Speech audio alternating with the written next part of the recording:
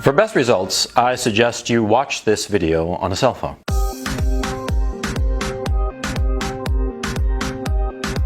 Stop me if you've heard this story before. There's this buddy of yours, and he's dating this girl. And your buddy's a great guy. And his girlfriend, she's fine. She's a lovely girl. And they're dating for a year or so, and they break up for whatever reason. And your friend comes over once in a while, and he moans and groans, and you know, the usual kind of breakup situation, right? And then a few weeks pass, you know, maybe a couple of months, and you hear through the grapevine that your buddy and his girlfriend are back together. Oh, great, you think to yourself. And then, you know, a month or two or three or four pass, and you hear that they broke up. And then after that, you hear that they're back together again. And then you hear that they broke up once more. And this cycle goes on, you know, like 3, 4, 5 times, 6 times, 7, 8, 9 times, couple of years. I know one case where the couple broke up and came back together again over a period of 20 years. 20 years. I wish I were kidding. I'm not. It's some people that I knew in college.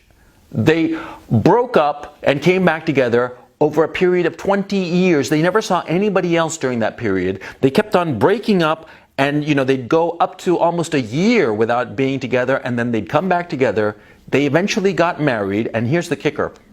They got married and then divorced within a year. I'm not kidding. I mean, it was just, how can that happen, you ask? How is it that they can like break up and come back together for 20 years? Why would they do that? Hold that thought. There's this photographer. He's a professional photographer, very successful. He's a professional photographer, you know, the kind that does like, you know, like nature stuff. And he goes to these really exotic places like Antarctica and the Gobi Desert and the Himalayas and what have you. And he'll go off for 3, 4, 5, sometimes 6 months. And then he'll go back to New York with a whole slew of pictures, and he'll take the best of his pictures down to the photo editor of his agency, right? And he'll show the photo editor his pictures, and he's very successful. So he'll show like a stack of a couple hundred pictures, and the photo editor will look through them and make 2 piles. One is a pile of pictures that the photo editor thinks are just not sellable, that for whatever reason, and he'll set them aside. And the other stack is a stack of the pictures that he thinks he can sell, right? And that stack is usually much bigger because this guy is a pro. He's very good at his job, right?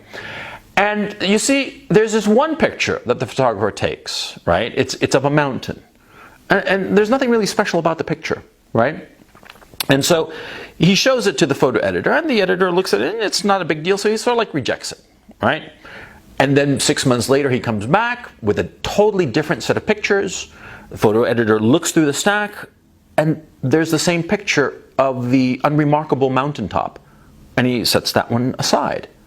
And this happens like 3, 4 times. And finally, by the 5th time, the photo editor takes the mountain picture, you know, and he shows it to the photographer and says, you know, why do you keep showing me this picture? I've rejected it before. It's not very interesting or remarkable. Why do you keep showing me this one? And the photographer sort of like sheepishly scratches his head and says, well, you know, that picture, you know, I had to climb to this other mountaintop to take it. And it was such a huge hike, and I had to spend the whole night there, and I finally took the picture just when the light was right, you know. And it was such a hard picture to take. That's why I keep showing it to you. Another story. There's this guy during the Depression. His name slips my mind. He was a big-time investor. And during the market crash in 1929, right? All the stocks started going down, and he started buying into the stock market as the price of all the stocks were going down. The shares were tumbling in price, and he kept buying, you know. And he would always say the same thing, you know, it's going to turn around, it's going to turn around. And he would keep on throwing good money after bad, just buying stocks even as they went down in price. Now, Stock prices, of course, you lose money when you sell the stock, right? I mean, if you buy a stock at 100 and it goes down to 90, you haven't actually lost anything until the moment you decide to sell that stock, right? Right. But see, this investor, who was an experienced investor, he kept on buying into the market. He couldn't stop because the losses kept getting bigger and bigger, and he was sure that this time it was going to turn around. This time, when he bought into the market, it would turn around and he'd recover all of his losses. He kept on buying into the fall of the stock market, and eventually he was ruined. He lost it all. Now, those three stories sound radically different. Those three stories are exactly the same story. It's not obvious, but the flaw of the three people there, or the boyfriend and girlfriend and the photographer and the stockbroker, they all have the same flaw. It's called the sunk cost fallacy. It's very important that you learn it. It's essential that you learn it. Okay? And I'll explain why. You see, two Israeli psychologists, Daniel Kahneman and Amos Tversky, discovered or identified the sunk cost fallacy. And this fallacy is key to human nature. Human beings are reluctant to accept losses.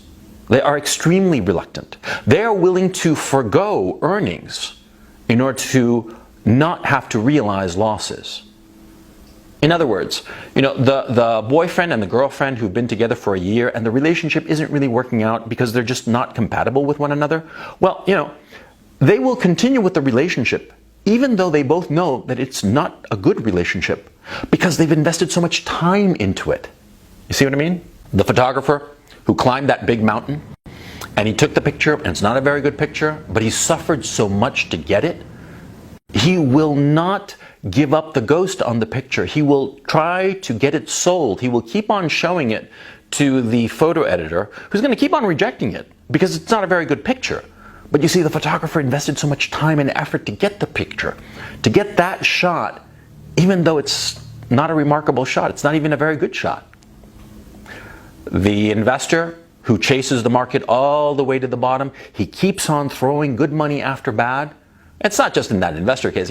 I forget the name of the investor. I wish it was a famous guy, and he went broke because he kept on chasing the market all the way to the bottom. This happens all the time in business.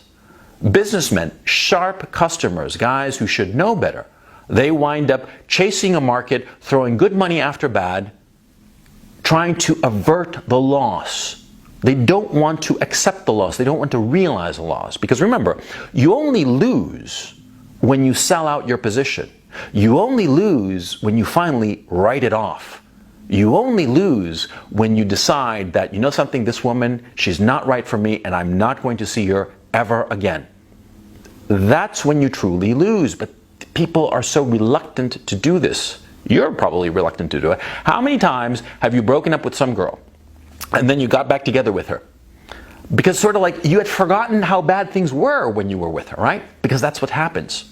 You see, you broke up with the girlfriend and you're moving forward with your life, and then you start thinking about your ex-girlfriend and you start to remember the good times you had with her. The time you went to whatever, you went to Disneyland, the time you went to a nice restaurant, the times you were laughing at something that you saw on TV together, right? You had a good time, the sex was great, this and that, and you forget the bad things.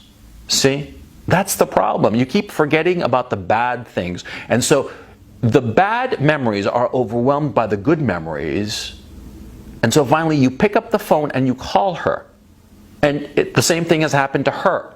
She's forgotten the bad memories, the fights you guys had, and the reasons you had the fight, right? So you get back together, and everything seems to be going fine for a while, and then the old problems come back up, and all of a sudden, you're right back where you started, and you know that this relationship is toxic, you know this relationship, you should end it. You finally end it, and then a few weeks pass, and you miss her again, right? Right, it's happened to you, it's happened to me, it's happened to everybody. We all fall for this fallacy, okay? And it's much more important than mere girls, okay? It's your life. Because if you were to dissect the lives of people who have had shitty lives, you will discover that most of them, they had shitty lives and didn't amount to much and didn't do much with their lives because of the sunk cost fallacy. Because you know what it's called in regular language? It's not called the sunk cost fallacy. It's, oh, well, I fell into a rut. And the rut lasted 40 years. That happens all the time. Let me tell you another story. Do you know guys who live at home with the parents in the basement, right? And they live there and they've got a crappy job and they've got all this debt because of the student loan situation and whatnot. And they live with their parents and it's a shitty existence, but they stay. They stay for a year, 2 years, 3 years, 5 years with the same crappy job, the same crappy situation. They can't get out because they can't save enough money to do anything with their lives or start a business or anything like that. They dream about the things that they're going to do, but they never do any of them. Because they say, oh, well, I'm stuck in a rut. No, they're not. They're not stuck in a rut. What it is they are unwilling to write off the sunk cost of their situation. They are unwilling to say, you know something, I've got to change. I've got to change everything. I've got to tip over the table, throw everything off, start fresh, start new. They are willing to do that because they are afraid of what they will lose. Because, yeah, they might be living in their parents' basement, but they're getting 3 squares a day, you know. They might be having a crappy job, but at least they're getting something, enough money to, you know, pay off the debt and get a little weed for the weekend, right? They might have a shitty social life, but at least they've got the internet and they got like online porn or some crap like that, right? You see the problem. You see, a rut is basically somebody who's trapped in the sunk cost fallacy. They are unwilling to break out. And so they stay in the same rut for years, and the years turn into decades. And as their life starts to end, that's when the regrets start. That's when they start thinking, you know, what did I do? You know that woman who was with that guy for 20 odd years and married him and then within a year got divorced, right? That one, I know her. I know her personally. She's a friend of mine, right? I told her for years to break up with the guy. She never did, and so spilt milk. But the thing is, see, I know her story really well. She's what, 45? Yeah. Shit, yeah, she's 45. She's 45, no kids, and she's too old to have children. And she doesn't have anybody in her life. She's got nothing to show for the relationship, okay? She sacrificed aspects of her career in order to continue with this guy. And they would keep on breaking up and coming together again over the years, right? That was the rut that they were in. That's the rut that she was in. Okay? You're in a rut. You're in a bad situation that's not horrible, right? And so you're going to stay in it, right? It's like the old story of the frog in the boiling water. If the water is boiling and you toss a frog in, the frog's going to leap right out. But if you put a frog into cold water and start turning up the heat, that frog is going to stay there. The frog is going to stay there. He's not going to jump out. The frog is going to be boiled alive without complaint. Don't let that happen to you. If you ever feel that you're in a rut, if you ever feel that things are just shitty and that you're stuck, what you have to do is break out.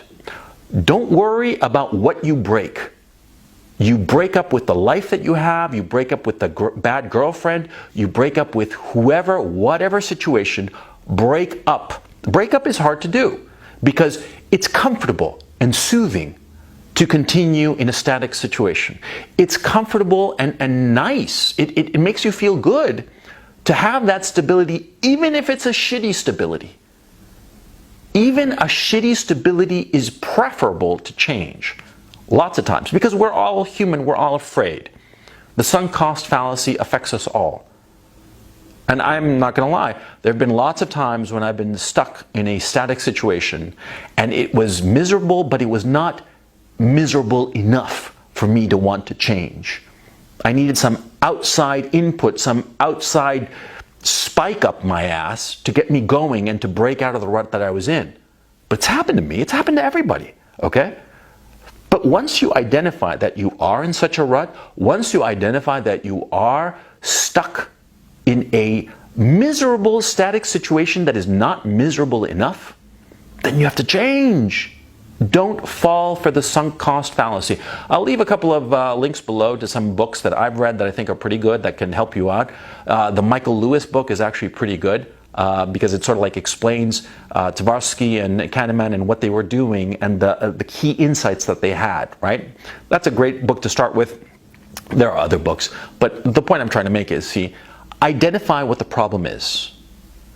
Think about that couple that kept up breaking up and coming back together again for 20 odd years. Think of the photographer showing the crappy picture and hoping that this time the photo editor would like it. Think of that investor who threw away all of his fortune because he was afraid to take the loss. Think of these people. They all had the same story, and I'm sure it's a story that you're suffering. If you haven't suffered it yet, you will, believe me, because we all have this problem at one point or another. You have to learn to identify it and break out of it, because if you don't break out of it, you will watch as your entire life vanishes.